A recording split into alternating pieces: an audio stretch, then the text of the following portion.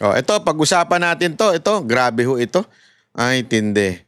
Alam nyo, ganito talaga kawalang niya ang, speaking of impeachment, ganito na po talaga kawalang niya ang ating gobyerno. Kita nyo yan? Nakikita nyo yan? Oh. Tinanggal ho, ha?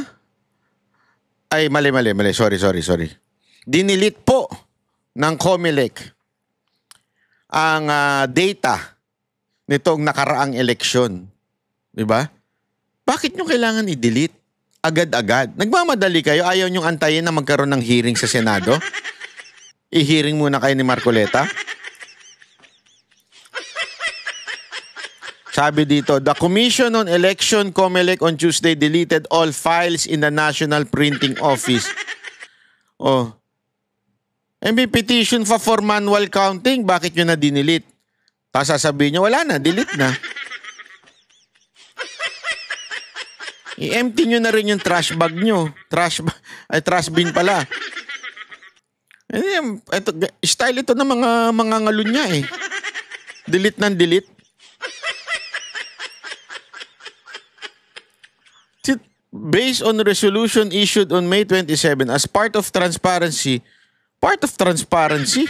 we approve the deletion of data in the NPO server. Dinilit talaga. Grabe, no? The deletion of the file is being administered after the conduct of every election in compliance with Data Protection Act. Nako. Okay naman sana yan. Ang problema lang natin dyan mga kababayan, sana inantay muna yung mga petition doon sa manual counting. Diba? Paano yung manual counting na yan?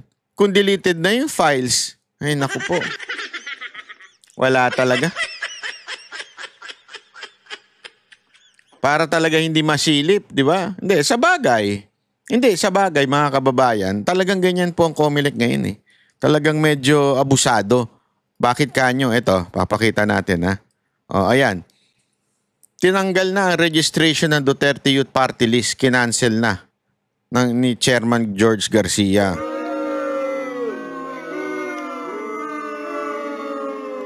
Although, pwede pa daw mag-file ng motion, pero putang ina motion, hindi naman na makatotohanan yan. Wala na. Bakit kanyo? Kasi naman itong Duterte Youth nagpasa ng impeachment kay Marcos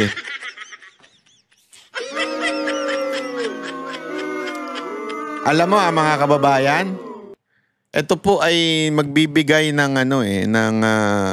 fear sa sino mang congressman na magpapasa ng impeachment against the president. Yan ang sa tingin kong gusto nilang mangyari. Para magkaroon ng takot ang mga congressman na kung sino man ang kumontra kay Marcos at kay Romualdez, gagawin kayo ng paraan.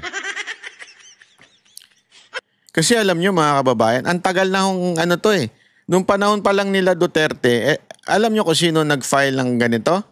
Yung mga NPA na mga party list dyan sa Kamara. Yan po yung yung mga kasamahan ng CPP, NPA, NDF. Sila po yun Kasi nga, itong si Cardema, talaga namang grabe, ipahiya itong mga NPA na ito. 'Di ba sa mga debate? O yung gumaganon. Yung TikToker, kulang na lang tumirik ang mata Dahil napahiya ho O 'di ba? Panahon pa lang nila Duterte, gumaganyan na yung mga animal na yan Ano nangyari? Wala naman Kasi nga, wala namang kwenta yung kanilang petition. Bakit ngayon na-actionan? Anong pinagkaiba? Alam ko na. Kasi nga, in-impeach nito ng Duterte Youth Party List si Bongbong Marcos. Gago! Diyan pala, makikita mo na, mali yung babae sa AI.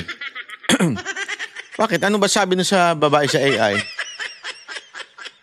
Hindi, pakita nga natin yung babae doon sa AI. Sabi kasi nung babae sa AI, ano ba yun? Hindi yan diktador. Diktador yan, sabi niya. Sandali. Dictador ba? Sandali, da-download lang natin na mabilis at ipakikita ako sa inyo. Natawa kasi ko dito ng sobra-sobra. Minsan talaga kaya ayoko nagkakapi sa labas eh. Kasi pagka nagkapi ka, tapos nanonood ka ng mga video-video, bigla ka na lang matatawa. Di ba? Pag natawa ka, nakakaya naman kasi naka-earphone ka. Hindi nila alam na yung pinanonood mo nakakatawa. Ayan. Wait lang, chotomate. Yung dali,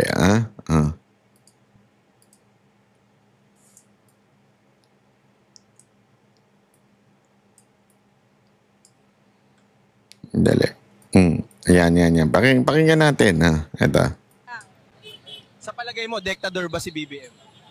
Hindi naman siguro. Mas nakikita ko na addictor kaysa sa dictator. Addictor pala. Addictor. Okay. Hindi po ako gumawa niyan, ha? AI po yan, AI, ha? Nililinaw lang natin. Baka sabihin na naman iba, nagsisir ng... Alam ko. Kami ang boses ng masa, hindi natatakot. Katotohanan lang, di kami nalulunod. Walang bahid ng sismis, lahat ay totoo. Kahit sino ka pa, pag mali ka babanatan ka. Walang pinipili kulay, wala kaming kinikilingan. Basta para sa bayan, kami lalaban. Pagdama palakpakan, pag mali banatan. Di matitinag, di matatakot, para sa bayan tuloy ang sigaw. Sa harap ng kamera, walang halong takot. Mga baluktot, lahat kayo'y tulad.